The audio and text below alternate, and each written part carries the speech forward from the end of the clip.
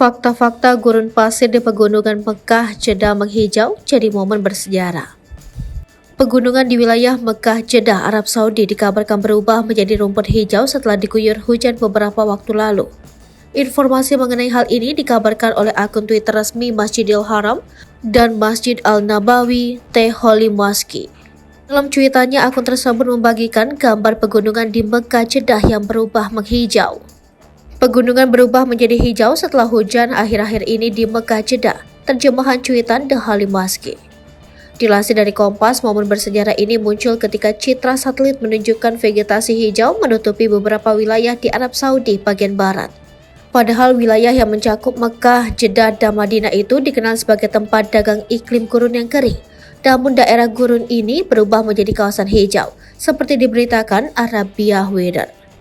Secara rinci, beberapa bagian Arab Saudi telah menyaksikan curah hujan beberapa kali sejak Desember 2022.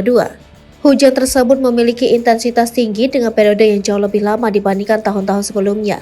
Tingginya curah hujan ini disebabkan oleh arus udara tekanan rendah pada sudut tak biasa melintasi Mesir dan menuju ke utara.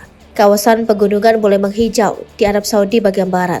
Hal itu menyebabkan ketidakstabilan atmosfer yang berulang dan bertepatan dengan perluasan depresi Laut Merah, serta aliran arus udara lembab di lapisan atmosfer. Setelah diguyur curah hujan tak biasa ini, kawasan pegunungan yang terkonsentrasi di bagian barat Arab Saudi mulai menghijau. Dalam gambar yang diambil Arabia Weather dari satelit Terran NASA, tampak kawasan hijau membentang dari wilayah Mekah dan Madinah. Penduduk lokal pun mengabadikan pemandangan langka hamparan tanaman hijau atas tanah tandus Arab Saudi.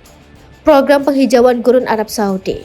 Arab Saudi saat ini juga tengah mengupayakan penghijauan gurun melalui Saudi Green Initiative. Dikutip dari Arab News, SGI diluncurkan pada Maret 2021 itu merupakan proyek penghijauan terbesar yang pernah ada di negara itu, dengan target menanam 450 juta pohon pada 2030. Pada akhir 2021, sekitar 10 juta pohon telah ditanam di seluruh 13 wilayah.